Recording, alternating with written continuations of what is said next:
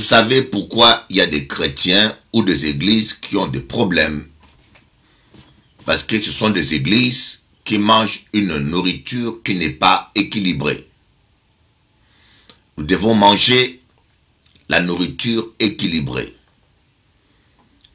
Quand la nourriture n'est pas équilibrée, il y a un dysfonctionnement dans le corps d'un homme. Et c'est pareil aussi dans une église. Une église ne peut pas être nourrie seulement par le ministère d'évangéliste ou être nourrie seulement par le ministère de prophète ou être nourrie seulement par le ministère de docteur. Mais une église ou un chrétien a besoin de tous les 5 ministères. Voilà ma vision et ma conviction. Et quand nous allons dans les actes des apôtres, nous voyons que les 5 ministères collaboraient ensemble.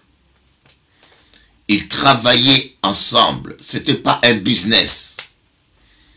Personne ne cherchait son intérêt, mais on cherchait l'intérêt de Christ. Vous voyez, quand Philippe est arrivé à Samarie, il a prêché, toute la ville a connu le réveil. Donc, il y avait une très très grande église qui est née. Philippe ne s'est pas improvisé apôtre. Philippe n'a pas cherché son intérêt.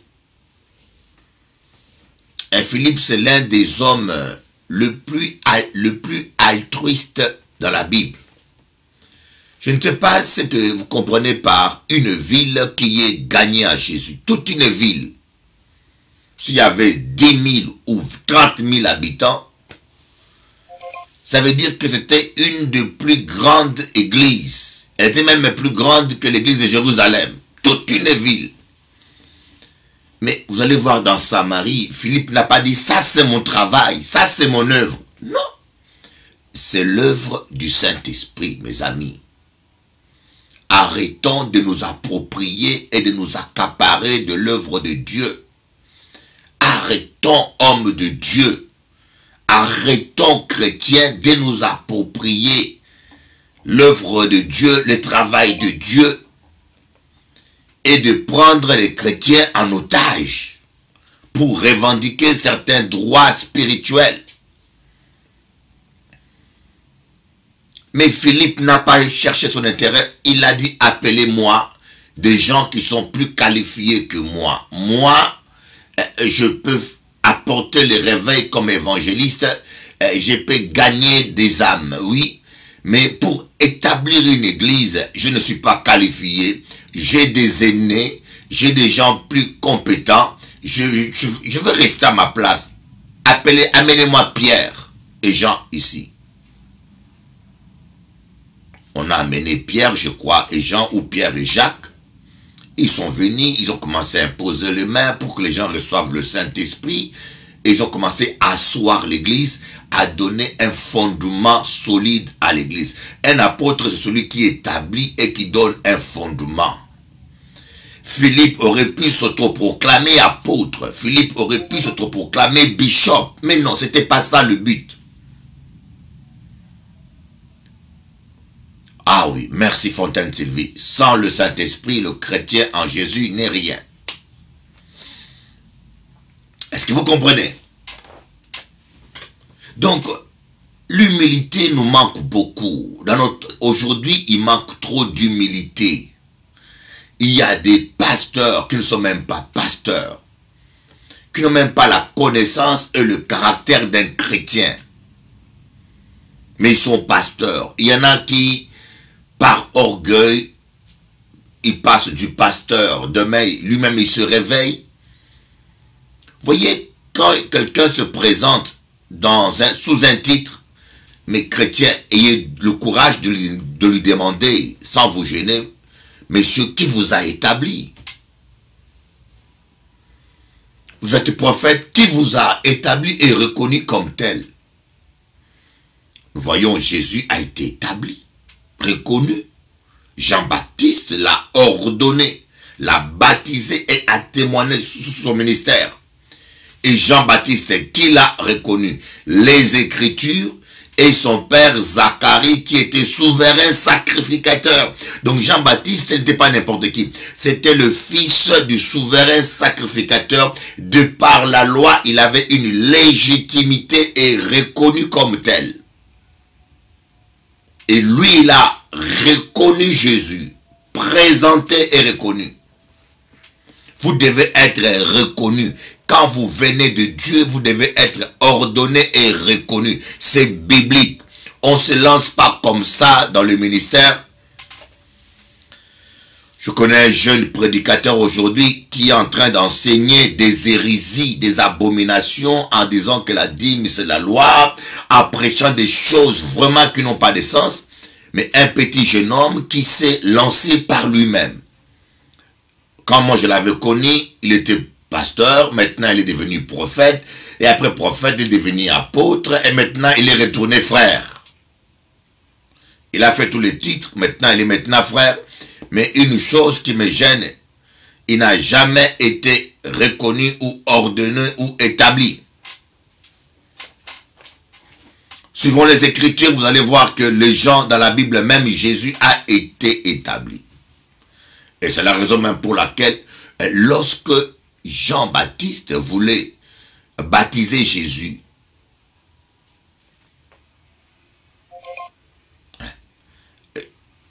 Jean-Baptiste a dit, je ne suis même pas digne de délier les sandales de tes pieds. Jésus a dit, faisons tout ce qui est juste. Donc Jésus n'avait pas de péché. Et Jean-Baptiste faisait un baptême de repentance. Alors de quel péché Jésus devait-il se repentir?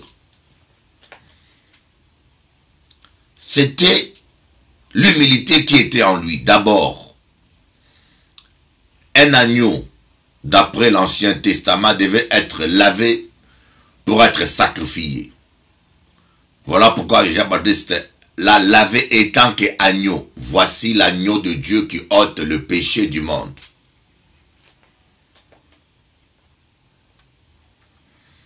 Ah oui, ça a recommencé.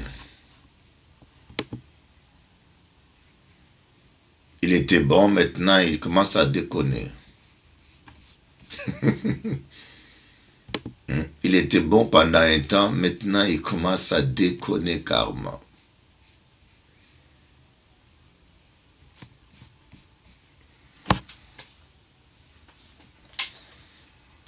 Voilà.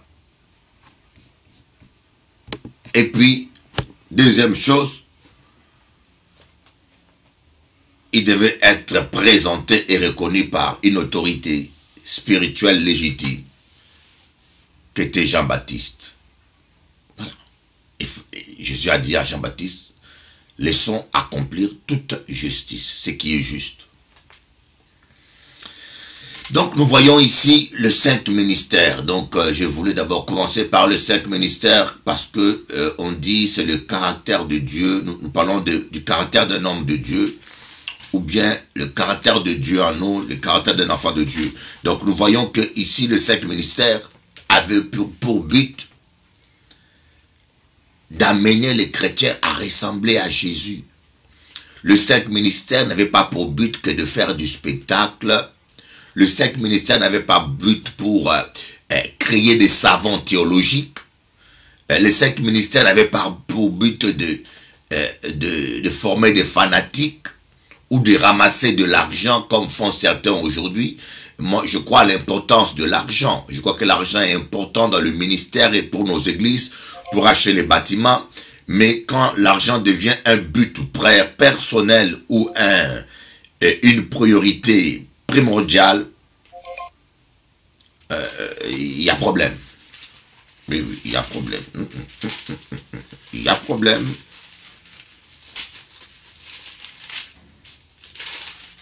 Amen. Voilà. Et maintenant, donc le Saint Ministère, c'était de former des caractères. Voyez, quel est votre but? L'apôtre Paul a dit, mon but à moi, c'est de lui ressembler.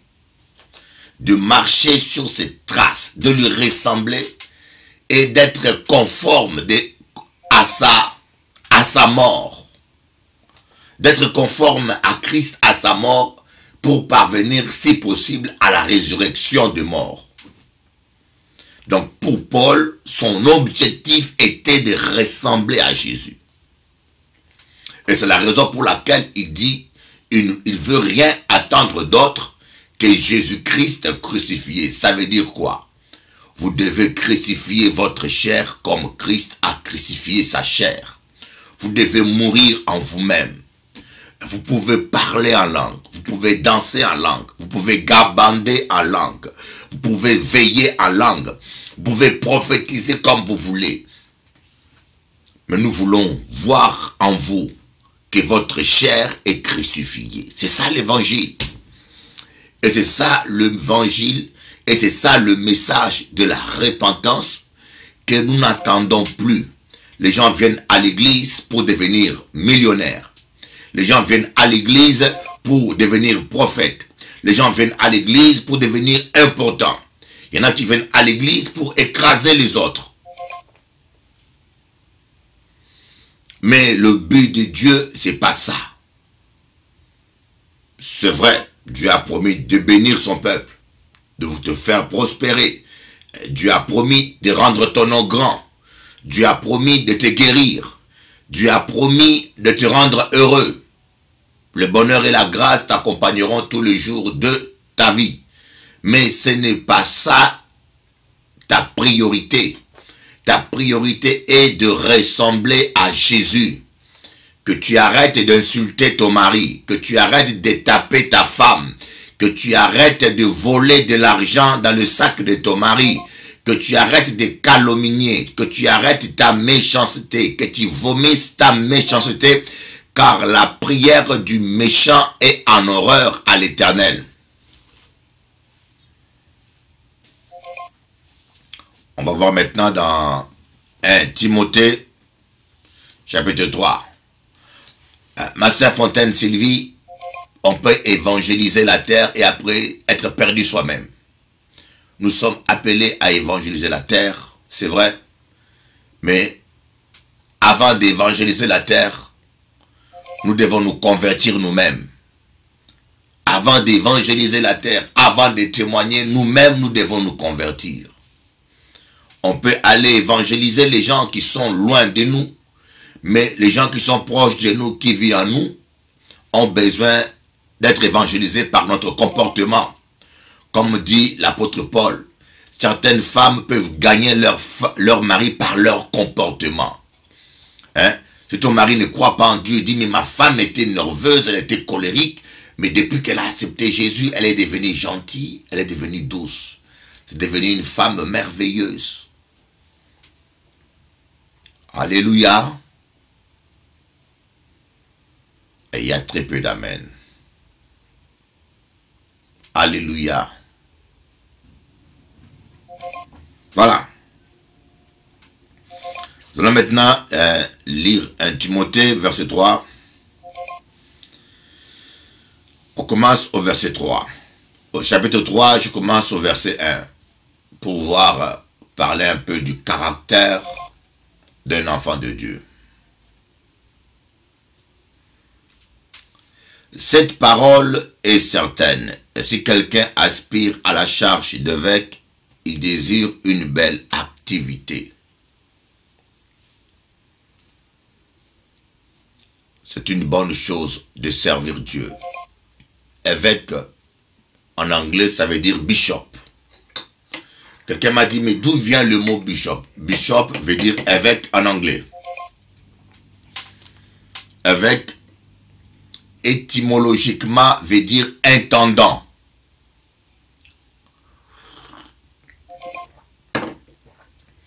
Dans la terminologie biblique, cela veut dire simplement un gérant, un ancien dans une église. Mais dans le sens vulgaire, catholique et protestante, évêque veut dire quelqu'un qui gère plusieurs pasteurs. Hein? Le mot est utilisé différemment. Dans la Bible, ça veut dire simplement un ancien, un intendant. Mais dans la terminologie, usage catholique, allô?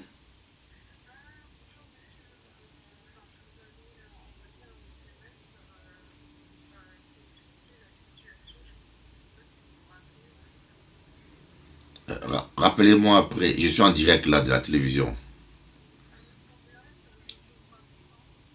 Vers 15 heures. Oui. Okay, merci, hein. Oui. Alors,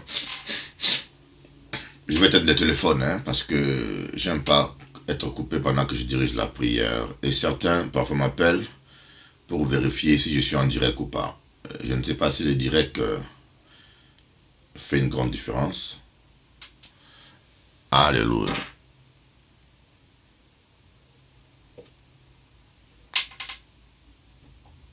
Ok, voilà. J'arrive pas. Voilà, donc les mots. Amen. Donc le mot évêque dans le sens étymologique veut dire simplement un ancien, un gérant, mais dans le sens hiérarchique, catholique ou protestante, luthérienne ou traditionnelle, ça veut dire responsable de plusieurs pasteurs. Donc si quelqu'un veut servir Dieu, c'est bon. Mais ce qui est étonnant, nous allons voir dans 1 Timothée 3, un serviteur de Dieu, on ne parle même pas de la connaissance, on ne parle même pas des dons. L'apôtre Paul donne les exigences. Il ne dit pas que la personne doit parler en langue, il ne dit pas que la personne doit avoir une telle puissance, il ne dit pas que la personne doit avoir telle connaissance, mais il parle de caractère. C'est votre caractère qui fait de vous l'homme de Dieu et non vos qualités intellectuelles ou vos talents ou votre expérience. Voilà ce qui ne va pas aujourd'hui. Nous regardons au talent, nous regardons à la compétence, à la connaissance, à l'éloquence. Mais Dieu ne regarde pas à ces choses. Pour choisir un libérateur pour Israël, Dieu a choisi un homme qui bégayait. Il n'a pas choisi quelqu'un qui avait le verbe facile. Apollos était l'un des apôtres. Il avait le verbe facile, mais il n'a rien fait comme grand travail. L'apôtre Paul n'était pas très éloquent, mais il a bâti une œuvre extraordinaire pour Dieu.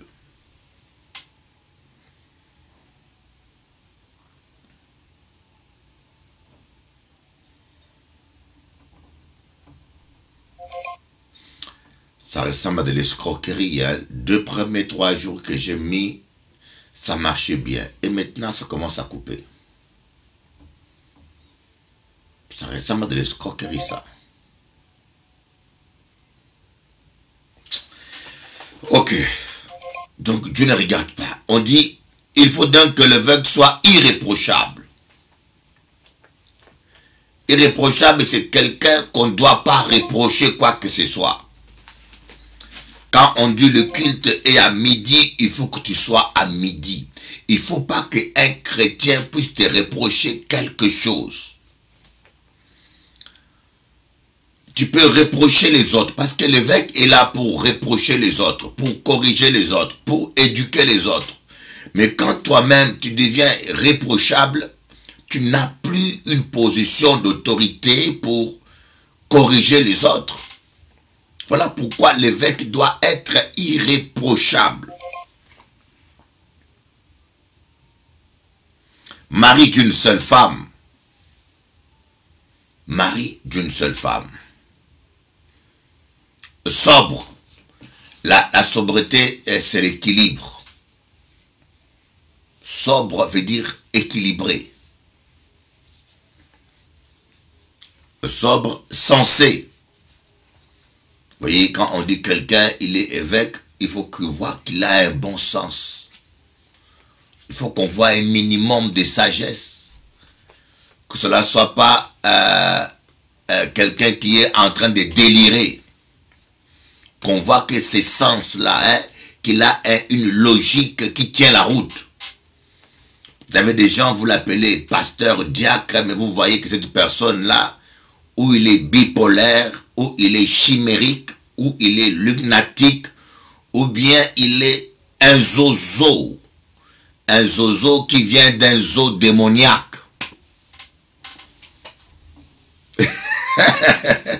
Et je vous dis, nous avons beaucoup de zozos dans nos églises. Censés sociables. Sociables. Vous appelez, voyez, un ambassadeur quand il va dans une maison. Hein, quand on appelle quelqu'un ambassadeur, on le voit que la personne a été éduquée. Il sait parler, il sait s'asseoir. Il a l'éducation, il a la correction. Aujourd'hui, vous invitez un pasteur à la maison, il ne sait même pas manger avec des fourchettes. Il parle la bouche pleine. Me dit, mais qu'est-ce que c'est ça? D'où on a ramassé ces zozos-là? C'est pas un homme de Dieu. Vous voulez toujours être pasteur, mais soyez représentable. Ayez au minimum de bonnes manières. Ayez le minimum de respect. Comportez-vous avec dignité. Comment tu peux être un homme de Dieu? Tu ne sais pas te tenir à table. Tu ne sais pas t'asseoir. Tu manques de manières. Tu te comportes comme un gorille qu'on a attrapé dans la forêt et on a mis une veste sur lui avec une Bible à la main. Non!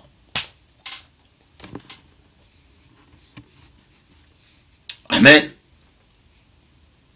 Aujourd'hui, tu vois, des gens, on dit pasteur, mais tu vois que la personne n'a pas, il n'est pas sociable, c'est un sauvage. Il ne sait même pas se tenir à table, il n'a pas de bonnes manières.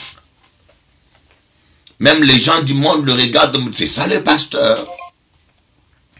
Il faut qu'il soit sociable, hospitalier, apte à l'enseignement. Ça veut dire quoi, apte à l'enseignement? Toujours prêt pour enseigner. Et c'est la raison pour laquelle tous les pasteurs que je forme, certains, la plupart des fois, je leur apprends qu'ils ne doivent pas être avertis pour enseigner. Vous voyez le problème que nous avons. J'ai eu des pasteurs ou des gens, je ne sais pas quelle formation ils ont eu, ou quelle expérience ils ont eu, et qui sont venus me voir pour me faire comprendre que ma manière de fonctionner ou de les former n'était pas bonne. Vous savez, le problème que j'ai en Guadeloupe, des fois en Guadeloupe, les gens sont très prétentieux. Même aussi en Afrique hein, ou en Europe. En général, les gens sont très prétentieux.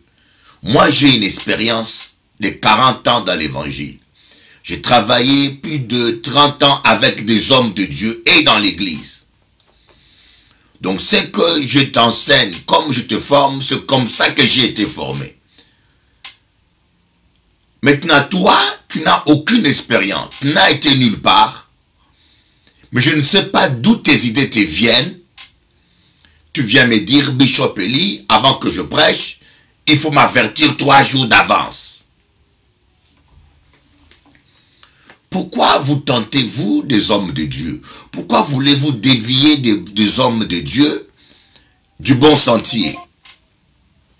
Ah, Bishop Eli, il faut m'avertir 1 semaine d'avance et vous m'avertir 1 jour d'avance pour que je prépare.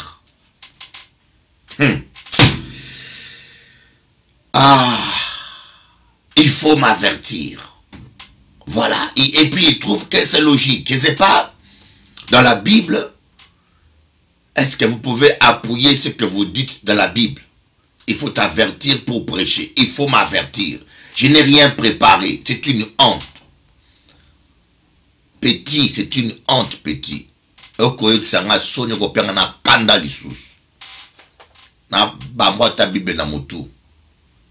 Comment toi, un ancien, tu n'es pas prêt? Un homme de Dieu, c'est comme Pépé. Vous voyez Pépé? Voilà un vrai combattant. Pépé est toujours prêt. Je l'ai formé pendant 4 ans. Il s'est formé avec moi pendant 4 ans sur onction.com. Pépé, tu peux l'appeler à n'importe quelle heure pour prêcher. Il est toujours prêt. Est-ce que je mens? À n'importe quelle heure, Pépé, tu l'appelles, il est prêt. C'est ce que moi j'appelle un homme de Dieu. Jamais tu verras Pépé dire Bishop Eli, j'ai rien préparé. Non, parce qu'il a été formé comme ça. Toi, on t'informe, on veut t'apprendre, mais tu es tellement stupide et borné que tu veux maintenant m'apprendre à moi, Bishop Eli, comment on fonctionne dans l'église. Et tous les discours que tu me donnes, je ne sais pas où tu as ramassé ça. Je ne sais pas qui t'a formé. Je ne sais pas dans quelle église où tu as ramassé ça.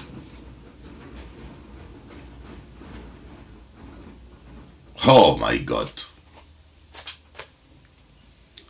Un homme de Dieu. Moi, j'étais formé comme ça. Je venais à l'église. Tous les jours, je préparais un message. Tous les jours, je méditais la parole de Dieu. Vous savez, tous les jours, j'ai médité la parole de Dieu.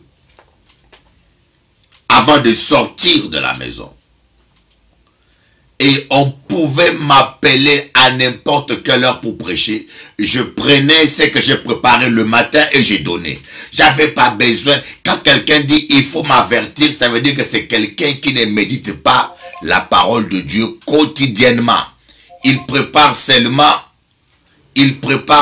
quand on l'invite à prêcher.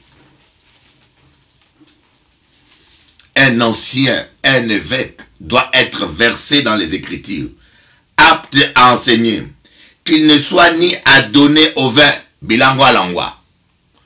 Adonné au vin veut dire ivrogne, un alcoolo, quelqu'un qui ne me dit pas, oh, comme disent certaines personnes, Noé était ivre, donc je peux être ivre. Non, non, non, non, non. Noé était ivre une fois. La Bible cite qu'une seule fois que Noé était ivre. Mais toi, c'est tous les mois, ou tous les 3 mois, ou tous les 6 mois, il y a problème. Ni violent, mais conciliant, pacifique, désintéressé. Ni violent. La violence dans les paroles, la violence dans les comportements. La violence, c'est pas seulement taper quelqu'un. On peut être violent dans ses paroles. On peut parler d'une manière tellement violente que la personne qui est là se sent agressée. Ni violent, mais conciliant. Et puis on rajoute désintéressé. Et ce mot-là le mot central qui vient, c'est désintéressé. Et c'est la raison pour laquelle je refuse, quand je forme des hommes de Dieu, c'est comme ça qu'on m'a formé. Vous savez, j'étais à l'unité évangélique à un moment donné, avec le pasteur Fofi, l'apôtre bienvenu, avec le pasteur Freddy Mbouata. Nous avions été tous 1 an ou 2 ans dans l'unité évangélique. Et je vous dis, je n'ai jamais su combien d'offrandes entrent dans l'église. J'étais désintéressé. D'ailleurs, dans mon ministère, j'ai dit à tous les pasteurs qui travaillent avec moi, ne prenez pas les offrandes de la main des fidèles. Ça, c'est ma vision. Vous voyez, je n'impose pas ça aux autres. Chaque apôtre a sa vision. Chaque pasteur a sa manière de fonctionner. Mais moi, en m'appuyant sur la parole de Dieu, ma vision, c'est que je dis à tous les pasteurs, ne prenez pas les offrandes de la main des fidèles. Les pasteurs que je forme. Pour qu'ils ne soient pas influencés, on dit le présent corrompt. Une brebis qui veut bénir. Une brebis qui veut bénir un ministère, il bénit l'église. Quelqu'un qui veut bénir l'église, il met de l'offrande dans le panier et l'église peut le redistribuer d'une manière juste à ceux qui en ont besoin. Voyez? Que ce soit le pasteur Jean, que ce soit le pasteur Ronald, que ce soit le pasteur Marie-Claude, tous les pasteurs qui travaillent avec moi. Et ce sont des pasteurs dont je suis fier. Le pasteur français peut vous le dire, elle aussi. J'estime que, pour moi, j'estime que le pasteur français, ce n'est plus un enfant. Dans le ministère, c'est un ministre accompli.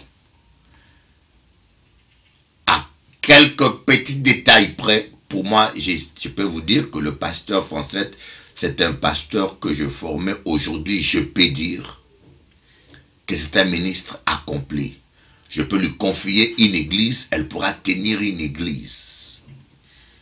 Et je suis fier de ça. Mais tous les restes sont en formation.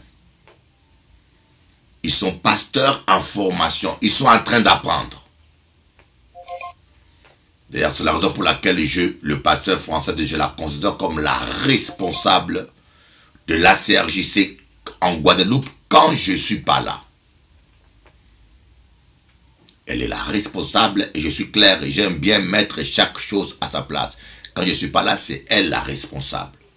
Avec le pasteur Pierrot, vu son expérience bien sûr. Donc un ministre de Dieu doit être désintéressé. C'est la raison pour laquelle je n'accepte pas qu'un pasteur fasse du commerce dans l'église ou dans les choses de Dieu. L'apôtre Paul voulait gagner sa vie. Même l'apôtre Paul étant qu'apôtre, il voulait faire du commerce, mais il n'a pas fait dans l'église. Il n'a pas vendu des Bibles, il n'a pas vendu des CD avec intérêt, il n'a pas vendu, non, il est allé faire des tentes. Un pasteur qui veut vivre, si vous voulez travailler comme le pasteur Jean, il travaille dans le monde, il est artisan, il fait de construction, il travaille dans le bâtiment. Donc on ne peut pas l'accuser de faire du commerce avec les choses de Dieu. Le pasteur Ronald, il est électricien et il travaille dans la téléphonie. Vous voyez, et si un autre chrétien, même ancien ou diacre, veut faire du commerce, il peut ouvrir un restaurant, comme le frère Franz, ou bien il peut aller vendre, je ne sais pas, des pagnes, faire du commerce comme tout le monde. Mais pas le commerce avec les choses de Dieu. Dans les choses de Dieu, un évêque doit être désintéressé. C'est la raison pour laquelle je suis contre qu'un ancien fasse de repas payants pour récupérer des bénéfices à son compte dans le milieu chrétien, ou qu'un ancien organise un concert payant pour emmagasiner des bénéfices à son compte, ou bien qu'un, comment on dit ça, et ce n'est pas biblique. Même moi, je suis à temps plein dans l'œuvre de Dieu, mais tout ce que je fais, c'est au bénéfice de l'Église. Au bénéfice de l'Église. À part ceux qui sont à temps plein, je ne peux pas dire qu'ils font du commerce. Quand quelqu'un est à temps plein, il mange, il est nourri du temple. Vous voyez, il mange et nourrit du temple. Toute activité payante faite dans une église est au bénéfice de l'église. Toute activité payante faite par les pasteurs, les diacres, les anciens d'une église, que cela soit dans une autre salle, ou que cela soit dans un bar.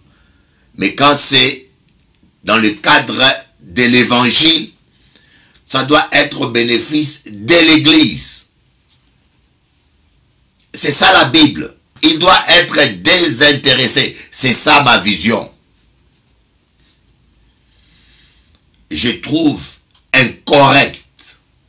Je trouve incorrect ou même vicieux qu'un pasteur commence, tu n'es pas à temps plein, tu es un évêque, tu commences à vendre des livres, tu achètes un livre biblique, 2 euros, tu vas les vendre aux chrétiens 4 euros, et le 2 euros de bénéfice qu'il y a, tu mets dans ta poche. Tu es un voleur. Tu es un voleur. Tu es un vendeur. Et Dieu ne veut pas des vendeurs dans le temple. Ou bien tu fais des beignets, ou bien tu fais du poulet, tu viens les vendre devant la porte de l'église. Le bénéfice, c'est pour t'acheter une robe. C'est du commerce dans les choses de Dieu. Et Jésus a chassé les vendeurs du temple. Jésus a chassé les vendeurs du temple.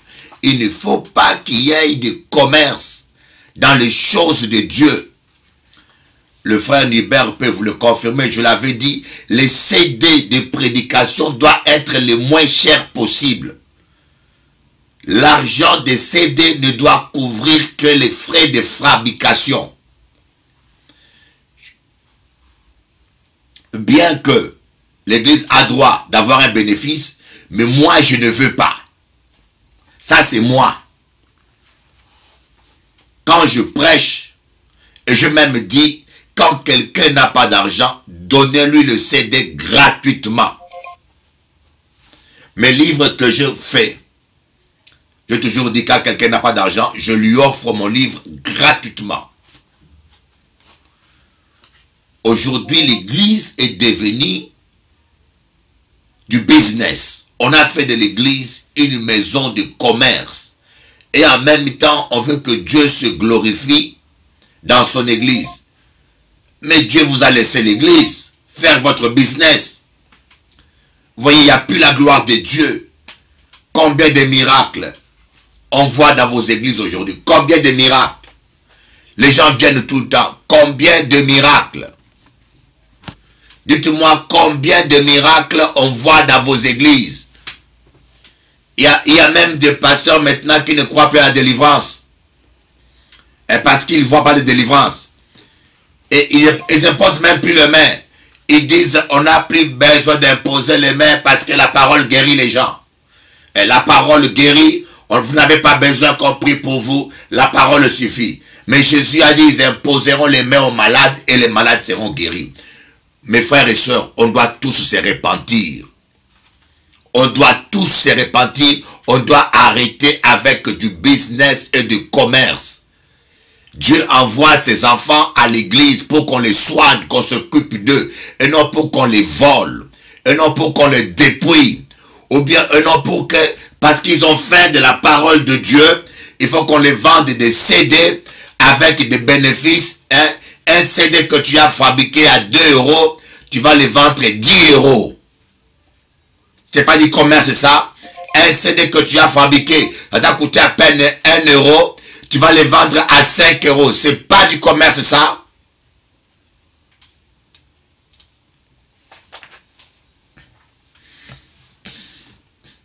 Je n'ai jamais vu dans la Bible une église qui vend des CD ou bien qui vend à manger pour fonctionner. L'église fonctionne avec les offrandes. L'église fonctionne avec la dîme et les offrandes des fidèles. Un point, un trait. L'église fonctionne avec la dîme et les offrandes des fidèles. Nous devons aimer les gens. L'apôtre Paul dit que nous devons même donner aux gens.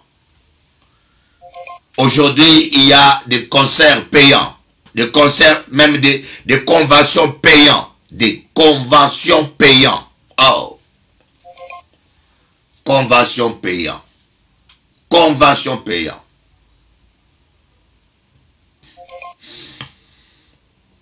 Ça, c'est une abomination. Je vous dis, je ne ferai jamais de convention payante. Jamais.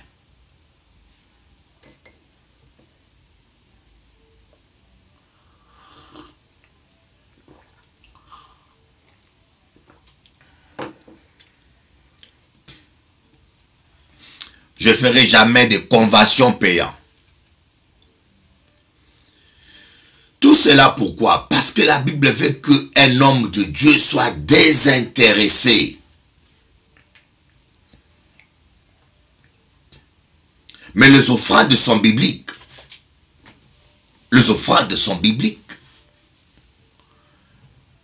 Dans une église, les offrandes doivent être même tous les jours. Ah! Je peux vous montrer la Bible. Attends, on va dans la Bible. Hein?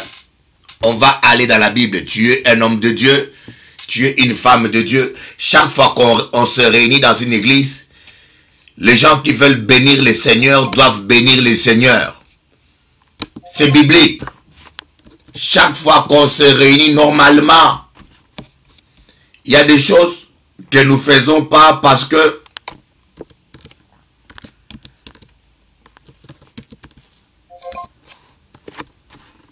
voilà.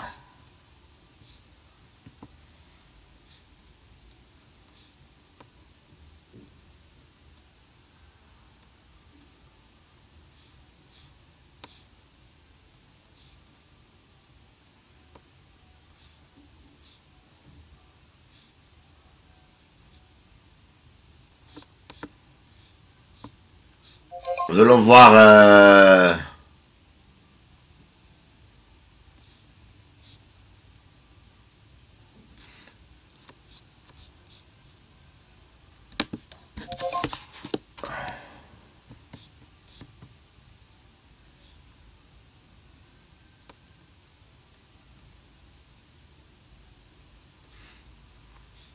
je voulais vous montrer ce verset qui dit: tu te présenteras pas les mains vides devant l'Éternel. Je vois pas. On ne se présentera pas, ou tu te présenteras pas les mains vides devant l'Éternel. Or, tu te présenteras pas les mains vides devant l'Éternel. Je ne me rappelle pas de ce passage. Si quelqu'un se rappelle, il peut me le rappeler. On ne se présentera pas les mains vides. C'est-à-dire que chaque fois qu'il y a réunion, on fait une offrande. Et c'est démoniaque. C'est anti-biblique. Parce que toi, tu ne donnes pas, tu ne veux pas que quelqu'un donne. Dans une église où il y a 1000 personnes, mes frères, dans une église où il y a 1000 personnes, si on a réunion jeudi, il y en a la moitié qui vient jeudi, l'autre moitié, un tiers qui vient le vendredi, une autre moitié qui vient le samedi. Bon, si toi tu as donné ton offrande le jeudi, tu n'es pas obligé de donner ton offrande le vendredi. Mais celui qui n'était pas là le jeudi, il donne le vendredi. En quoi cela t'embête? Et le samedi, il y en a qui viennent pour la première fois le samedi, qui ne sont pas venus ni le lundi, ni le jeudi, ni le vendredi, à cause du travail. Quand on fait une offrande spéciale, ils donnent. Il y en a même qui sont tellement généreux, ils veulent donner à chaque réunion. Le jeudi, il a été béni, il donne. Le vendredi, la parole l'a touché, il bénit Dieu. Offrir à Dieu, c'est comme la prière. Comment peut-on prier tous les jours et ne pas donner tous les jours? On n'oblige personne à rendre grâce à Dieu. On appelle ça action de grâce. Les offrandes a plusieurs aspects. Il y a des offrandes qu'on appelle action de grâce. Seigneur, la parole m'a fait du bien. Ah non, tu es bon. Je prends 2 euros, je donne. Demain, on prêche quelque chose et on prophétise sur ma vie. Ça me touche. Seigneur, merci. Je prends 5 euros, je donne. On n'oblige personne. Mais comment est-ce que tu peux être saoulé et te plaindre, traiter l'église de Dieu de secte, et parce qu'on fait une offrande tous les jours? Mais quand tu nous traites de secte, ça ne me choque pas, parce que dans la Bible, les apôtres étaient traités de secte. Les apôtres étaient traités de secte. Mais moi, je peux te montrer sur une base biblique que chaque fois qu'il y a réunion, laissez les gens qui veulent donner de donner. Ce qui est anti-biblique, c'est obliger les gens. Ce qui est anti-biblique, c'est que les gens payent avant d'entrer. Et un maman admiré, je ne comprends pas certains chrétiens. Et parce que tu ne donnes pas, et tu veux que tout le monde ne donne pas. Mais où est ton problème? On t'a pas mis une chaîne dans le bras pour t'obliger à donner. Laissez les gens qui veulent donner, donner. Et chacun donne d'après ses moyens. Et des gens qui sont en train de parler, de polémiquer, il y a trop d'offrandes. Ce sont des gens qui sont diaboliques, manipulés par le diable, satanistes. Et en particulier en Guadeloupe, vous allez voir, ce sont des anciens qui ont refroidi. Des anciens qui ont refroidi. Des gens qui sont longtemps dans l'église et qui n'ont pas changé. Vous voyez, quand vous êtes dans l'église et vous ne changez pas, c'est grave. Quand vous êtes ancien et que vous ne changez pas, vous écoutez la parole, il y a un moment donné, vous aurez des problèmes. Vous devez changer. Vous ne pouvez pas manger la parole et ne pas changer. Jésus va vous maudire. Vous ne pouvez pas occuper une terre inutilement. Jésus avait faim, il a vu le figuier qui n'avait pas de figue, il a maudit.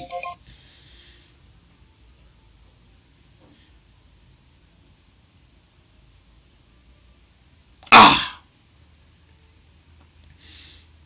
Et je n'ai jamais compris ce polémique. Ah, il y a trop d'offrandes. Ah, il y a trop, on fait trop d'offrandes. Mais ouvrez votre Bible. Ouvrez votre Bible. Puisque tu connais la Bible plus que moi. Puisque tu connais la Bible plus que moi, ouvre ta Bible. Et viens me démontrer que cela n'est pas biblique. Ouvre ta Bible, viens me démontrer que cela n'est pas biblique. Tu parles comme un païen. Tu parles vraiment comme un païen et tu es un enfant de Dieu, soi-disant un homme de Dieu, mais tu es en train de parler comme un païen. Quand on t'écoute, on dit mais cet homme-là ou cette femme-là n'a rien compris de l'évangile. Dieu est un Dieu de liberté. Tu es libre de ne pas donner, mais laisse les autres qui veulent donner, donner. C'est comme aussi les réunions. Les réunions, on dit, ah, il y a trop de réunions. Ah, il y a trop de réunions, les gens sont fatigués. Écoutez, il y aura toujours des réunions comme ça. Tu peux partir. Tu peux partir. Je te dis, je ne regrette pas. Regardez combien de gens sont venus, ils sont partis. Combien de gens sont venus, ils sont partis. Jésus avait perdu 58 disciples. Il a dit aux 12 qui sont restés, et vous ne partez pas? Jésus avait perdu 52 disciples. Non, 58. Je m'en fous. Il n'y a personne qui est indispensable. Tant que je suis dans la Bible, tant que je suis enraciné dans cette parole, tant pis. Ah, il y a trop de réunions. Vous voyez que c'est diabolique. C'est des gens qui sont devenus charnels, qui ne veulent même plus prier. Et normalement, nous voyons dans Actes chapitre 2, 46. Chaque jour, avec persévérance, ils étaient au temple d'un commun accord. Ils rompaient le pain dans les maisons et prenaient leur nourriture avec allégresse et simplicité. Ils louaient Dieu et obtenaient la faveur de tout le peuple. Et le Seigneur ajoutait chaque jour à l'église ceux qui étaient sauvés. Chaque jour, avec persévérance, ils étaient au temple d'un commun accord. Est-ce que ce n'est pas écrit dans la Bible? Ah, Magloire a dit, on a toujours faim en Guadeloupe, c'est vrai, voilà. Les gens en Guadeloupe, ils ont faim de la parole. Chaque jour, Actes des apôtres. Est-ce que c'est anti-biblique? Nous, on fait 2 conventions par mois en moyenne. 2 conventions ou 1 par mois en moyenne. Je dis bien, vous avez déjà tué la vie des prières en Guadeloupe. Ça ne vous suffit pas. Beaucoup de gens ont déjà tué, ils ont contribué à tuer la vie des prières en Guadeloupe. Vous l'avez tué. Même dans les veillées, on voit même plus les gens. Dans les veillées, la sœur Jennifer se retrouve seule avec 4 personnes, avec 10 personnes. On voit plus les gens. Vous êtes en train de tuer la vie des prières. Et maintenant, vous voulez tuer les conventions. Les conventions qui attirent de nouveau. Les conventions qui réveillent les gens. Mais si tu es fatigué, reste à la maison. Si tu es fatigué, je peux vous dire, jamais je veux obliger quelqu'un de venir à l'église. Je souhaite bien sûr que vous soyez là pour votre bien. Au lieu de rester à la maison pour manger du pain, pour regarder la télévision, je pense que c'est mieux que tu viennes pour participer aux réunions. Mais comment est-ce que toi, parce que tu es fatigué, tu ne peux pas venir aux réunions, tu veux que tout le monde reste à la maison? Tu ne trouves pas qu'il y a problème dans la tête? Que c'est le diable qui te possède? C'est le diable qui t'utilise pour tuer la vie des prières? Les chrétiens viennent, ils sont là, ils sont heureux, ils donnent leurs offrandes à Dieu, ils soutiennent, je vois les réunions, les gens sont contents. Et mais c'est quelques personnes dans les coulisses, et en plus pas de nouveaux convertis, hein, des anciens. Pas anciens dans le sens qu'ils sont anciens, non. Les anciens sont les gens qui sont depuis longtemps dans la CRJC, qui sont en train de murmurer, il y a trop de réunions, il y a trop de réunions. Mais reste chez toi à la maison. Et je te dis, ma vision à moi, c'est un jour d'avoir culte tous les soirs. Lundi culte, mardi culte, vendredi culte, mercredi culte, samedi culte. D'avoir une très grande chorale, que chaque choriste puisse animer les... C'est-à-dire que la chorale, pour moi, 2 choristes par soirée. Lundi, 2 choristes animent. Mardi, 2 choristes animent. Mercredi, 2 choristes animent. Vendredi, 2 choristes animent. Samedi, 2 choristes animent. Dimanche soir, 2 choristes animent. Dimanche matin, tous les choristes animent. C'est ça ma vision. Un jour, je rêve d'avoir une telle église où tous les soirs, il y a réunion. Tous les soirs, il y a culte. Comme les Actes des apôtres. Et puis, dans l'église, il y aura une cellule de prière 24 heures sur 24. Comme avant, une cellule de 4 et 5 personnes qui prient 24 heures sur 24 non-stop. Comme la télévision Onction.com qui tourne 24 heures sur 24. Ah, il y a trop de réunions. Ah, il y a trop de réunions. On est fatigué. Il y a trop de réunions. Il y a trop... C'est le diable qui te manipule. Parce que personne t'empêche.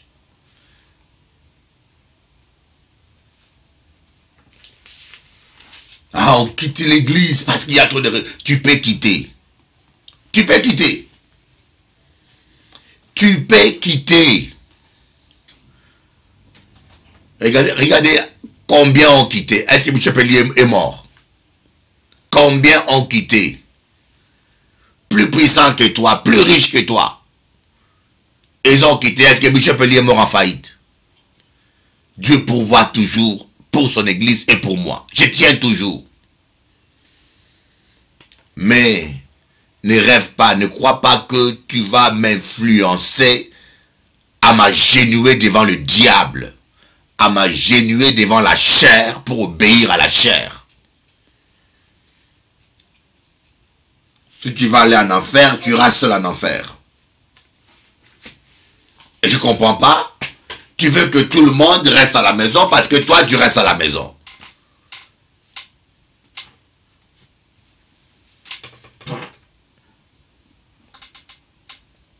Voilà. Un ancien doit être désintéressé, qui dirige bien sa propre maison et qui tienne ses enfants dans la soumission avec une parfaite dignité. Voyez, un homme de Dieu, on le voit dans sa vie de famille. On reconnaît un homme de Dieu dans sa vie de famille par le fruit qu'il porte. Voyez, un homme de Dieu, on le voit par le fruit qu'il porte.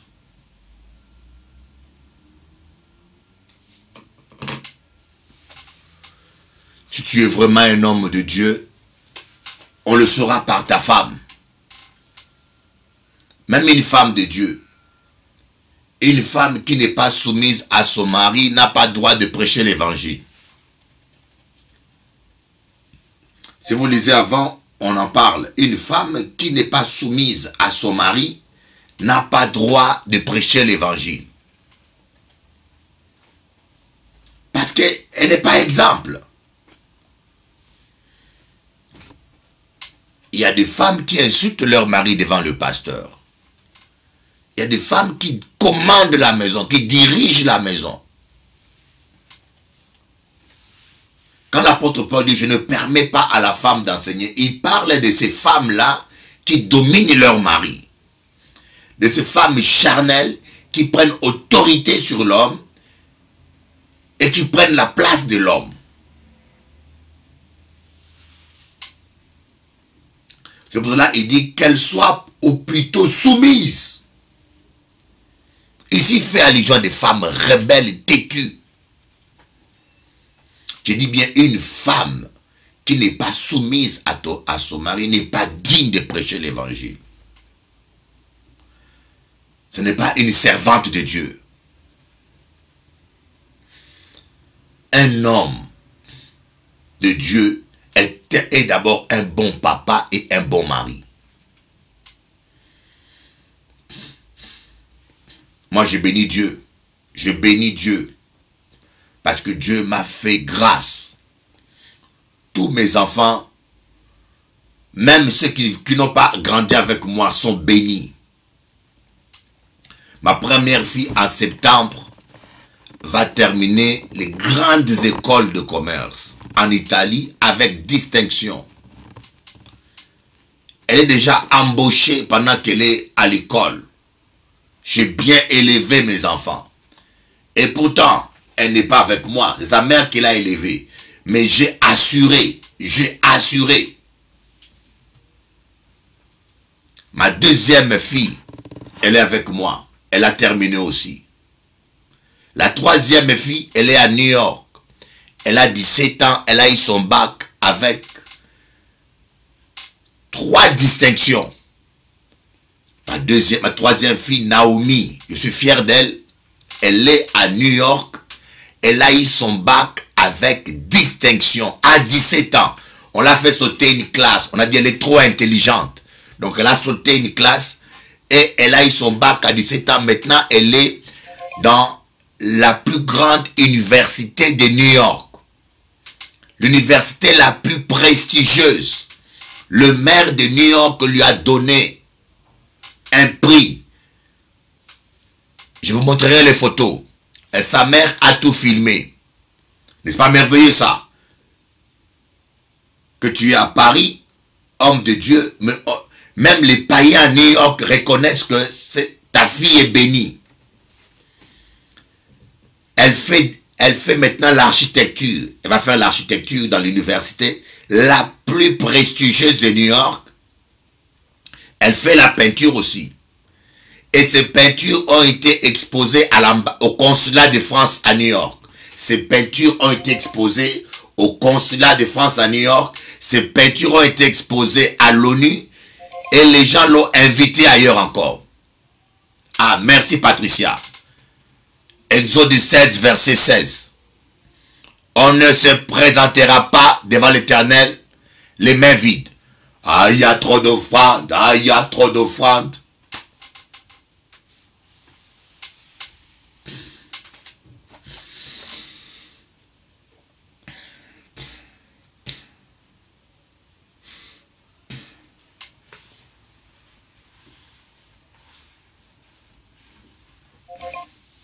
Ah bien, on dit ça c'est la loi. Et maintenant,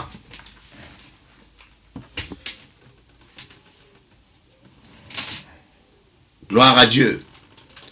Ma fille aînée, elle a gagné un concours international de meilleurs stagiaires dans le monde.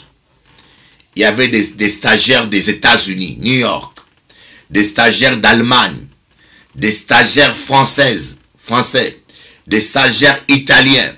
C'est un prix international qu'on donne aux meilleurs stagiaires dans le monde. Vous savez qui a eu ce prix-là? C'est la fille du Bishop Eli. Elle a reçu le prix de meilleur élève avec distinction. Et une grande entreprise multinationale l'a embauchée.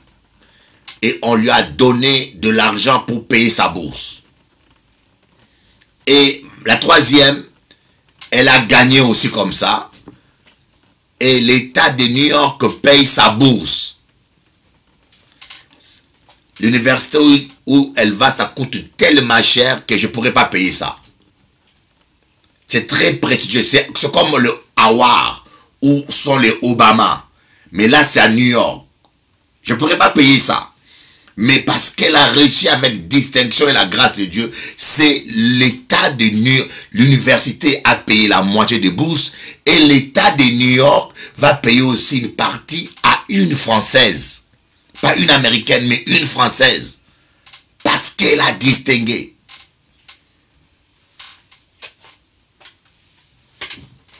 Un ancien, vous devez prier. Moi, je ne passe pas une journée sans que je prie pour mes enfants.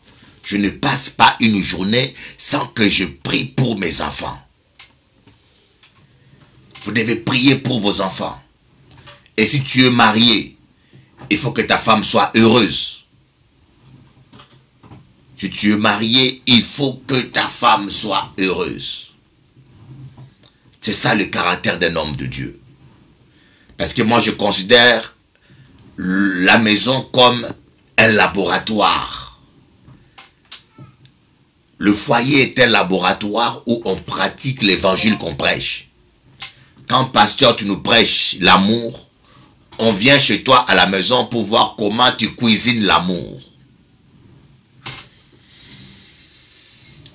C'est comme un cuisinier qui vous apprend à préparer, mais un jour il faut qu'il fasse la cuisine pour qu'on voit le résultat. La maison, la vie conjugale, et c'est là où on voit l'amour. Si tu as vraiment l'amour de Dieu que tu prétends avoir, on le saura dans ta vie conjugale. Un pasteur qui n'a pas une femme heureuse n'est pas un bon pasteur. Vous voyez? Un pasteur qui trompe sa femme n'est pas digne de prêcher l'évangile. Voilà les caractères d'un homme de Dieu. Vous voyez quand l'apôtre Paul parle du caractère d'un homme de Dieu, jamais il a parlé de la connaissance, jamais il a parlé des dons spirituels, jamais il a parlé de puissance. Il parle de sa vie. Comprenez ce qui fait de nous hommes de Dieu. C'est pas les titres. C'est pas les titres. C'est pas le charisme. C'est pas les dons spirituels. Les dons spirituels sont des faveurs imméritées. On ne les mérite pas. C'est pas la puissance. Ce qui fait de nous l'homme de Dieu, c'est le fruit que nous portons dans la vie de chaque jour. Notre caractère, notre comportement.